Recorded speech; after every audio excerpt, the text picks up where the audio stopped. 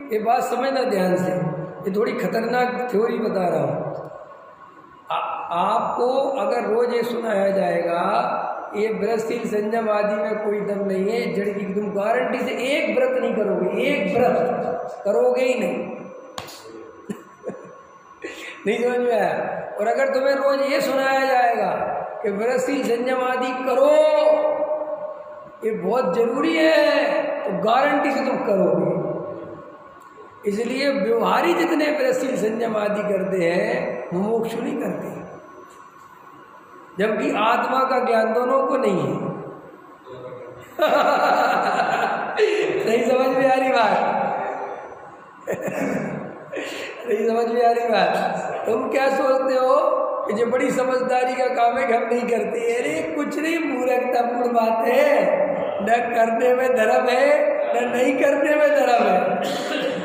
नहीं समझ में आया? ये तो तुम जिस फौज में शामिल हो गए, जिस टाइप का तुम्हारे ऊपर प्रेशर आया, तुम वैसे हो गए। इसमें है क्या? तुम ना करने से कोई सम्यक दृष्टि हो गई। मोक्ष बड़े कुछ होते, हमने छोड़ दिए जड़ की क्रिया। अरे तो नहीं छोड़ दिए तो कौन से सम्यक दृष्टि हो गई? और उनने कर लिए तो बे कौन से सम्यक? करने से सम्यक दर्शन होता है, ना नहीं करने से सम्यक, क्योंकि वो अपने को कर्ता मानता है करने का, तुम अपने को कर्ता मानते हो नहीं करने का। नहीं समझ में आया रमेश जी? आ गया? बोले जी मोक्षु कोई नियम धर्म नहीं पालते। क्यों पालेंगे?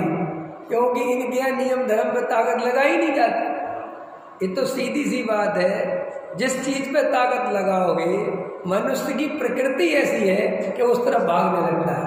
लेकिन मजेदार बात है, आत्मा पे कितनी ताकत लगाओ वहां नहीं भागता, क्योंकि आत्मा है अंदर। वो दिखाई देखो, ये तो दिखाई देता है कि या तो करो व्रतशील संयम अथवा नहीं करो, ये दोनों चीजें दिखाई देती है। तो इसलिए दोनों पक्ष मिल जाएंगे, करने वाले भी और नहीं करने वाले भी। लेकिन मैं इन दोनों से भिन्न आत्मा हूं और मुझे तत्व विचार करना चाहिए, ये पार्टी नहीं मिलेगी।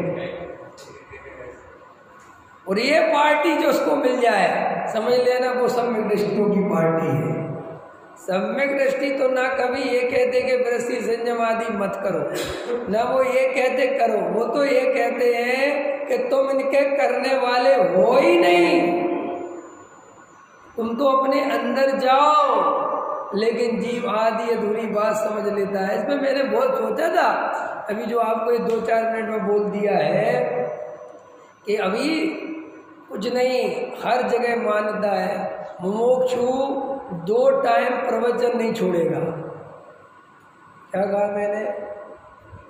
अभी जो होते ना इकट्ठे हो जाते ना ढाई दीप में, अब जहाँ जहाँ बने हैं अपने संकुल, वहाँ पे 550 400-500 आदमी इकट्ठे हो जाते ना, उनमें देखना तुम जाके रह के देखना तुम।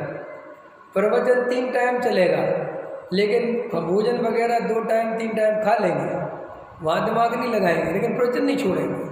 क्योंकि वहाँ मान्यता ये है कि भोजन में कुछ नहीं रखा, स्वाध्याय सब कुछ है। जबकि वास्तविकता ये है कि स्वाध्याय भी उतनी ही जड़ की क्रिया, घबराना नहीं, जितनी भोजन। क्योंकि तू स्वाध्याय सुन के संतुष्ट होता है, वो एक आसन करके संतुष्ट होता है।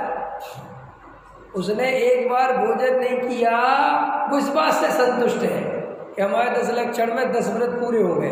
और तू किस बात से संतुष्ट है कि मैंने 10 लक्षण में 3 दफे प्रवचन सुने। भाई साहब 3 दफे तो सुने, 4 दफे तो सुने। ये बता अंदर क्या किया? कि अंदर तो कुछ नहीं किया। तो फिर वो भी जड़ की क्रिया, और वो तो उससे अपने को महान क्यों मानता है? तो ये क्यों सोचता है कि मैं बहुत समझदार हूँ? काहे का समझदार? समय सार सुनने से मात्र समझदारी का संबंध नहीं है। समझदार उसे कहते हैं जो अंदर समय सार अनुभव करे।